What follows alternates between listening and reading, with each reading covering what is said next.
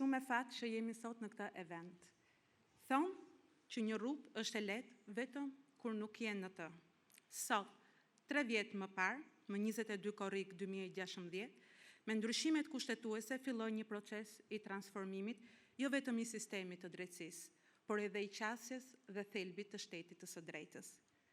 Për herë të parë, ndërhyrjet në përmirësimin e sistemit të drejtësisë nuk ishin thjesht një merremetim i rastit, por një qasje tërësore e cila synonte të adresonte deformimet që kishte pësuar sistemi, si pandëshkueshmëria, mungesa e transparencës, ndikimit politik dhe korrupsioni. Pa diskutim, probleme që kishin kompromentuar dhe vlerat e sistemit, si paanshmërinë, përgjegjësinë dhe vetë drejtësinë në vendimarrje. Për herë të parë në Shqipëri, po zbatohet një reformë e tillë tërësore, e cila u realizuar fal edhe mbështetjes së partnerëve tanë të Bashkimit Evropian dhe Shteteve të Bashkuarat Amerikës. Duke mbajtur parasysh pritshmëritë për reformimin e sistemit gjyqësor, KLGJ-ja erdhi me kompetenca dhe një mandat më të gjerë. Por këto kompetenca nuk qëndrojnë të pavarura.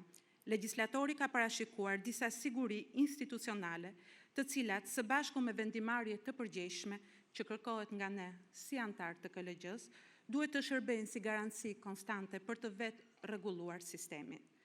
Sot në këtë përvjetor, jam shumë nderuar të përfaqësoj një nga institucionet të sistemit të drejtësisë. Për herë të parë, qeverisja e gjyqësorit është një bashkëqeverisje e gjyqtarëve, akademikëve, juristëve dhe qytetarëve.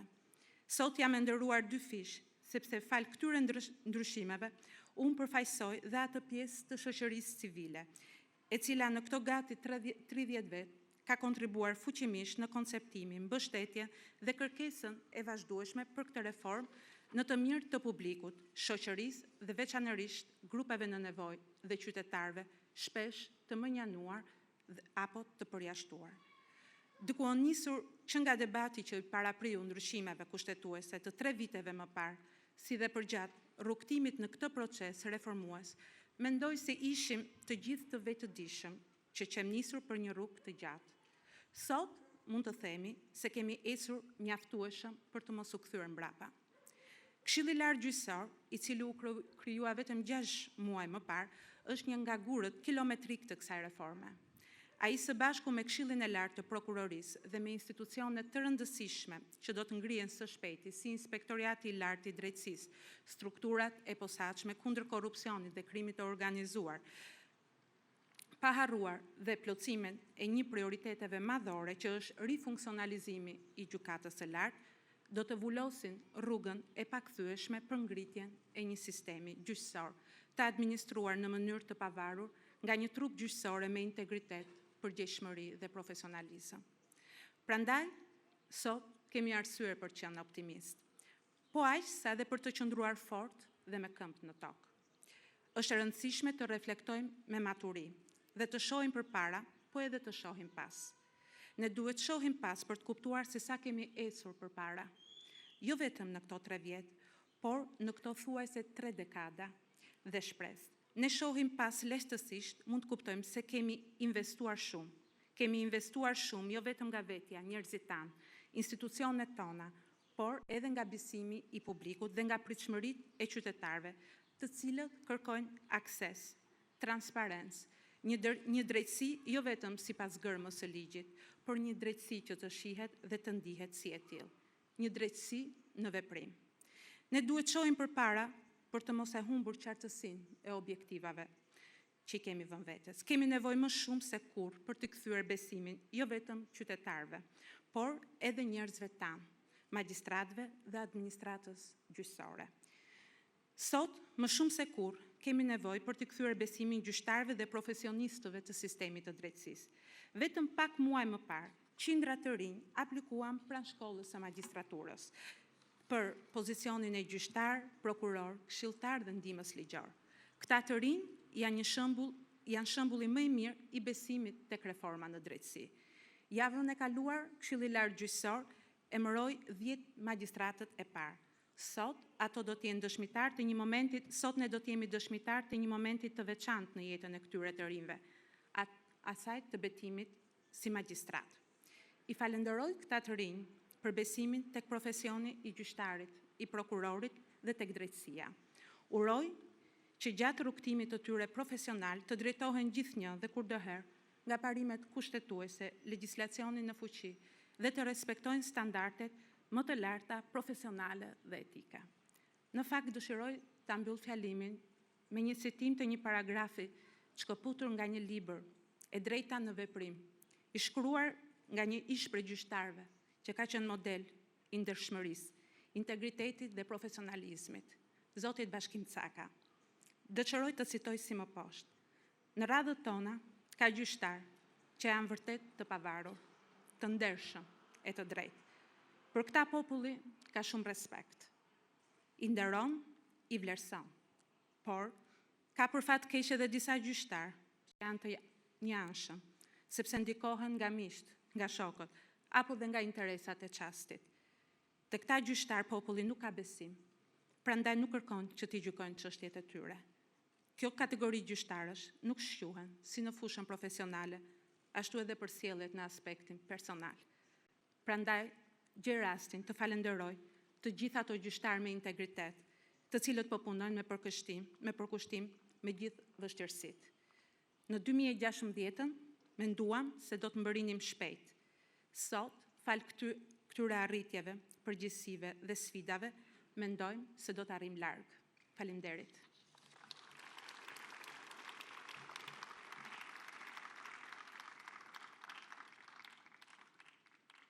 Lejoni të ftoj Zoti Gent Ibrahimi, kryetari i Këshillit të Lartë të Prokurisë, të mbajë fjalën e tij.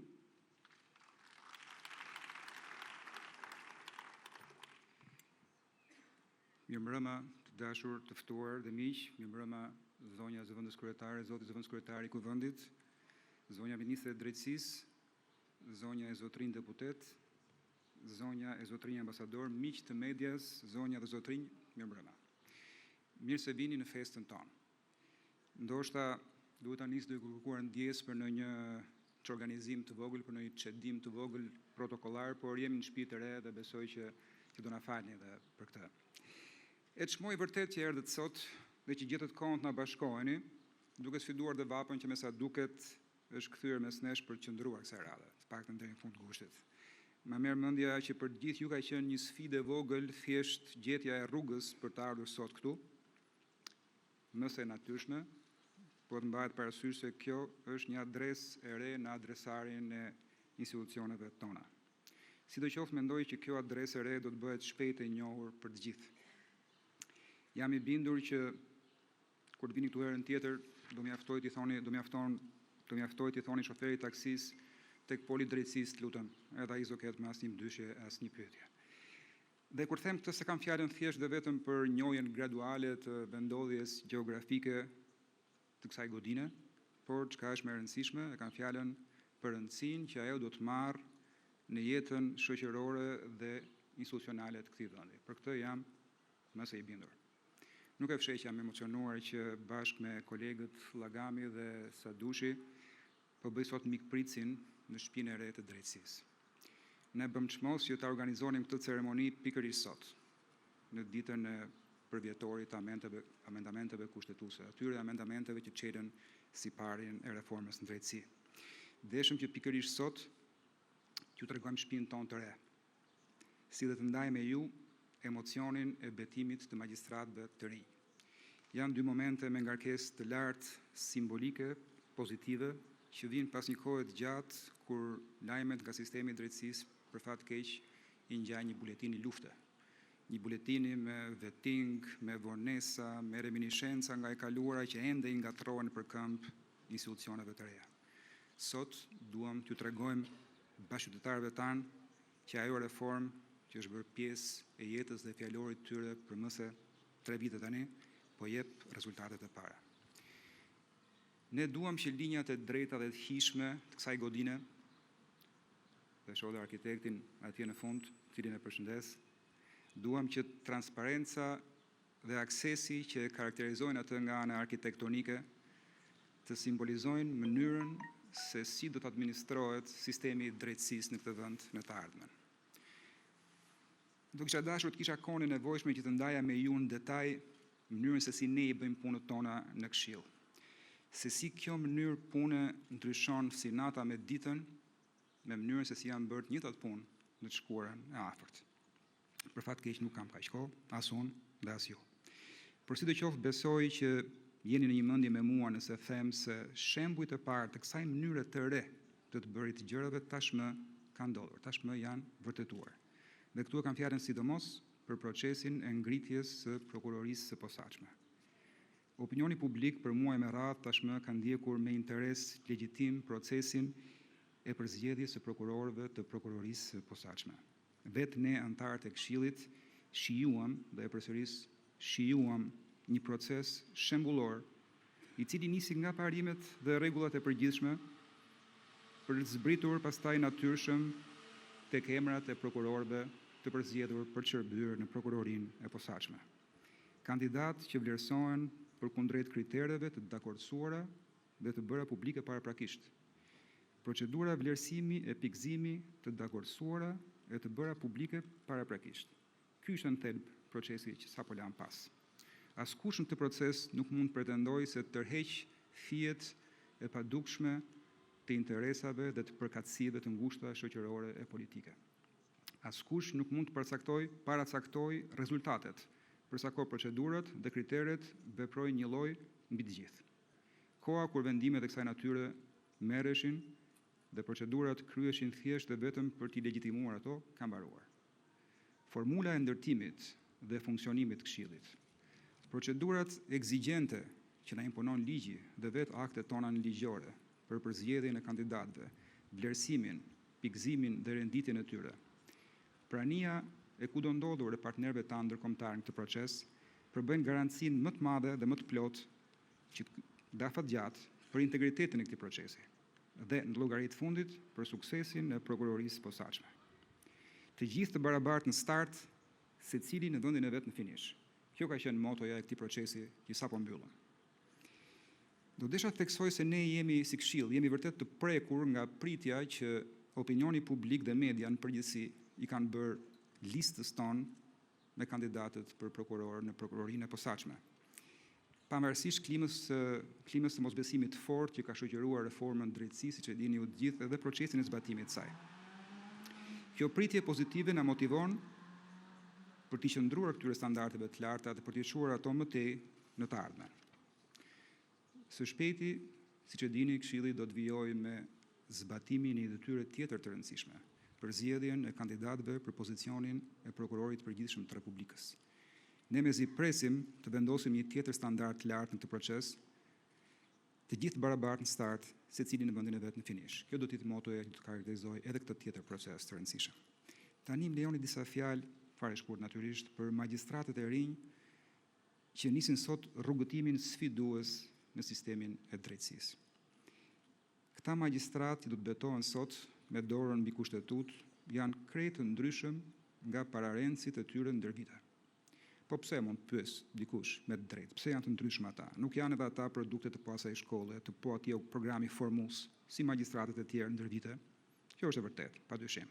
Sidoqoftë, unë mendoj se ndryshimi I tyre qëndron në faktin se ata janë mbrojtur si magjistrat në një stinë reformash, që nisi në vitin 2016, vit kur ato sapo kishin nisur studimet në shkollën e magjistraturës, dhe që vijon sot e kësaj dite. Ata janë të vetëdijshëm për shkaqet që përcaktuan nevojën e kësaj reforme të thellë dhe të dhimbshme që po përjetojmë sot, janë të vetëdijshëm për shkaqet që përcaktuan dhe I dhanë trajt e përmbajtje institucioneve të reja të drejtësisë. Ata janë dëshmitar të një procesi eksigjent për pranimin në shkollën e magjistraturës, të një procesi po kaq eksigjent të vettingut që u desh të kalonin për të marrë dritën jeshile për të hyrë në radhët e magjistraturës, sepse sot, të dashur miq, të gjithë ata që duan të bëhen pjesë e magjistraturës së Republikës së Shqipërisë, përpara se të ulen në bankat e shkollës së magjistraturës, që ditën e parë, duhet të kalojnë një vetting të mirëfillt. Të gjithë ata që përfundojnë me sukses studimet në shkollën e magjistraturës, një sfidë në vete kjo, përsëri duhet kalojnë me sukses një tjetër vetting të mirëfillt. E mëtej, magjistratët e Republikës I nënshtrohen një kontrolli rigoroz të pasurisë, të integritetit ndër vite, tashmë bazuar në një standard të ri të cilin e prezantuan për herë të parë në këtë vend institucionet e vettingut. Vetë magjistratëve të rinj do t'u thosha që Këshilli i Lartë i Prokurorisë do të jetë në krah të tyre dhe do të bëjë të mundur që në çdo fazë të karrierës së tyre profesionale të mbizotrojë meritokracia dhe integriteti. Të dashur miqë të ftuar, do desha ta mbyll të fjalë të shkurtër duke shprehur besimin se fara e drejtësisë së re ka zënë rrënjë. Frytet po vinë. Detyra jonë është të bëjmë të mundur që ato të mos vonojnë. Nga ju presim besimin, durimin dhe opozicionin që lypset për t'i shkuar në fund kësaj rruge që kemi nisur. Ju faleminderit edhe një herë që jeni sot këtu me ne.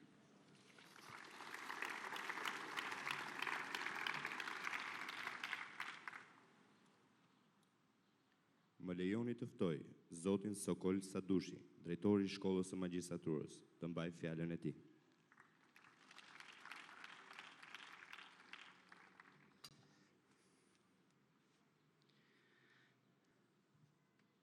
E nderuara zonja kryetare e Këshillit të Lartë Gjyqësor, i nderuara zoti kryetari i Këshillit të Lartë Prokurorisë, i nderuara zonja ministre e Drejtësisë, e nderuar zonja Leyla Moses-Ones, e nderuara zonja Calavera, të nderuar ambasador, përfaqësues të trupit diplomatik dhe të organizatave ndërkombëtare në Republikën e Shqipërisë, të nderuar magjistratë të sapo emëruar, të nderuar pjesëmarrës, zonja dhe zotrinj.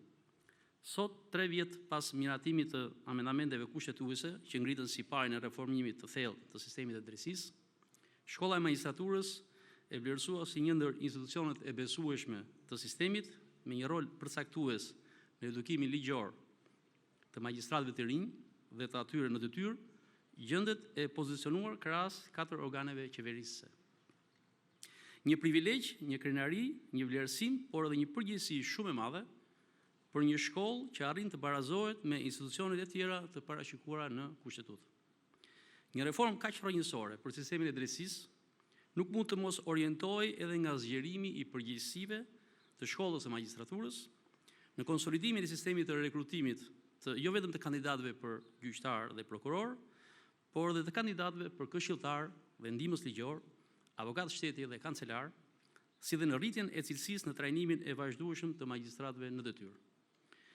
Problematikat me të cilat përballet sot shkolla e magjistraturës në përmbushjen e misionit të saj për implementimin e reformës në drejtësi, përcaktojnë edhe të ardhmen e vetë sistemit. Ky realitet i ri që imponon zbatimi i kësaj reforme të thellë e ka përcaktuar shkollën si të vetmen portë hyrëse për në sistemin e drejtësisë, duke ridimensionuar ndjeshëm rolin e saj. Përgatitja dhe identifikimi i kandidaturave me integritet të lartë profesional dhe moral, që përzidhen për të kryer funksionin e magjistratit. Në një kohë që për shkak të procesit vettingut po largohen nga sistemi jo pak gjyqtar dhe prokuror, është dhe mbetet misioni kryesor i shkollës së magjistraturës. Përgatitja e magjistratit shqiptar është vendimtar dhe një provë e pashmangshme për transformimin e thellë të vendit nëpërmjet garantimit të zbatimit në praktik të standardeve evropiane. Shkolla e magjistraturës po synon të transformohet në një qendër burimore për magjistratët që do të shërbejnë si pika e takimit midis praktikës shqiptare dhe jurisprudencës së gjykatave europiane të Luksemburgut dhe të Strasburgut. Sa i përket orientimit dhe vizionit që duhet të ketë shkolla për të forcuar kapacitetet e saj, për përgatitjen e magjistratit të rinj dhe të atyre që ushtrojnë detyrën, për të përballuar sfidat e ardhshme që rrjedhin nga dinamika e procesit të integrimit, por edhe për t'i bërë ballë problematikave që krijohen nga largimet e ndjeshme të magjistratëve nga sistemi, ajo ka bërë të pamundurën brenda kapaciteteve të pakta njerëzore, financiare dhe në veçanti ato infrastrukturore. Për gjatë 22 viteve të funksionimit të shkollës, cili do bashkëpunëtor, kontributor apo vizitor, vendas dhe i huaj, që është ballafaqur me kapacitetet infrastrukturore të saj, nuk arritet të besonte se hyrja për në institucionin elitar të arsimit shqiptar, që përgatiste magjistratët e sistemit, duhet të përshkonte tunelet, korridoret dhe 4 katet e gjeologji minerave, për të gjendur përballë 2 auditorëve dhe një sallë të gjyqit imitues me një kapacitet jo më shumë se 25-30 vende, në një kohë që procesi mosimor të përditshëm duhet ta ndiqnin rreth 25 kandidat për magjistrat dhe gjatë vitit afro 700 gjyqtar dhe prokuror të Republikës. Pikërisht për shkak të kushteve të pamjaftueshme, ku ambientet e punës nuk arrinin të plotësonin as 25% të nevojave, shkolla e magjistraturës detyrohej të zhvillonte procesin mësimor në ambiente të tjera jashtë saj. Duhet një reformë e thellë në sistemin e drejtësisë, një ripozicionim prestigjioz i shkollës së magjistraturës, në të njëjtin nivel me organet e reja qeverisëse, si dhe një ndërgjegjësim i të gjithë institucioneve shtetërore për të bërë të mundur krijimin e infrastrukturës së domosdoshme dhe vendosjet e saj në vendin që meriton. Fillimisht në këtë ndërtesë të përbashkët, me 2 këshillat dhe brenda një periudhe 2-3 vjeçare, sistemimin e saj në një ndërtesë të veçantë ashtu si çdo shkollë homologe në rajon dhe më gjerë. Padyshim, momenti historik në cilin ndodhemi, që lidhet drejt për së drejti me ngritjen dhe fillimin e funksionimit të gjithë institucioneve të reja të sistemit të drejtësisë, me problematikat që sjell procesi i vettingut, por edhe me performancën ndryshe që do të duhet të ketë drejtësia e nesërme, e ngarkojnë me përgjegjësi edhe më të madhe shkollën e magjistraturës. Përderisa institucionet shtetërore janë përgjigjur kërkesave të shkollës për rritjen e kapaciteteve financiare, kërkesave për shtimin e burimeve njerëzore dhe tashmë edhe nevojave të saj emergjente për një akomodim infrastrukturor të përshtatshëm, tashmë i mbetet shkollës së magjistraturës për të përballuar sfidat. Referuar strategjisë së përgatitur për periudhën 2019-2023, të cilën shkolla e ka bërë publike në muajin shkurt të këtij viti, në kuadër të nevojave dhe problematikave që dalin, duke qenë e përgatitur për zgjidhjen e çështjeve që diktohen nga situatat, por pa ceduar as pak nga standardi i cilësisë në rekrutimin e kandidatëve dhe në edukimin ligjor të magjistratëve të sistemit, është e orientuar qartësisht për planifikimin realist, afatmesëm dhe afatgjatë, me synim arritjen e atyre objektiveve që shtojnë besimin tek drejtësia. Për të gjitha këto sfida që paraqiten, shkolla është në rrugën drejtë për mirësimin dhe rritjen e stafit të saj akademik, rishikimit të kurrikulave të programit të trajnimit fillestar dhe vazhdues, por edhe zhvillimit të kurrikulave të reja të përshtatura sipas kategorive të trajnuarve, kandidat përkëshiltar, ndihmës ligjor, avokat shteti e kancelar. Shkolla e magjistraturës e gjendur përpara sfidave dhe përgjegjësive të mëdha, është orientuar të ketë kapacitete mjaftueshme akademike dhe administrative për realizimin normal të veprimtarisë së saj.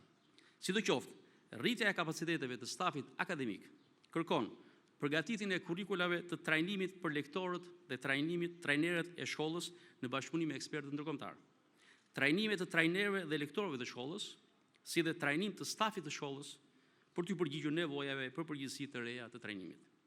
Mbi këtë orientim, shkolla e magjistraturës është e parapërgatitur për të pritur në tetor të këtij viti rreth 65 student, pothuajse 3 fishin e numrit të drejtanishëm, një numër ky relativisht i lartë, por edhe i domosdoshëm për të përballuar gradualisht vit pas viti nevojat e sistemit.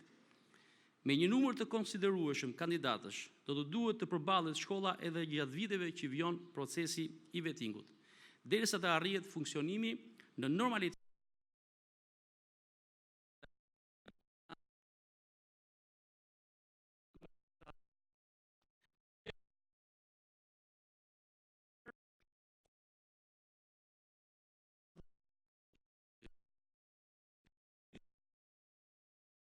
Tre vjetorin e miratimit të ndryshimeve kushtetuese, por edhe fillimin e reformimit të thellë të sistemit të drejtësisë, në ditën e inaugurimit të hyrjes në ndërtesën e re të 3 institucioneve qeverisëse, nderojmë me një ceremoni publike betimin e 16 magjistratëve të rinj të sapo emëruar. Në këtë proces transformimi të gjithë sistemit nuk ka qenë lehtë si për magjistratët e rinj, ashtu edhe për 2 këshillat, finalizimi me qëllim kurorëzimin e tyre në këtë ditë të shënuar. Pas një periudhe afro 1 vjeçare të ndjekjes së procedurave të detyrueshme ligjore, tashmë 16 magjistratët e rinj, nga të cilët 10 të profilit gjyqtar dhe 6 të profilit prokuror, po përgatiten të hyjnë në sistem në një moment historik për vendin. Reforma në drejtësi ka filluar të zbatohet dhe këta magjistratë do të jenë bashkëshoqërues të saj. Ne jemi besim plot se magjistratët e rinj do e fillojnë betejën për të bërë drejtësinë me modelin që do të prezantojnë. Sfidat me të cilat ata do të ballafaqohen janë të shumta. Prandaj shkolla e magjistraturës është e ndërgjegjësuar për përgjegjësinë e madhe që ka për të përgatitur gjyqtarët dhe prokurorët që do të duhet të japin besim shqiptarëve për sistemin e drejtësisë. Ju falenderoj.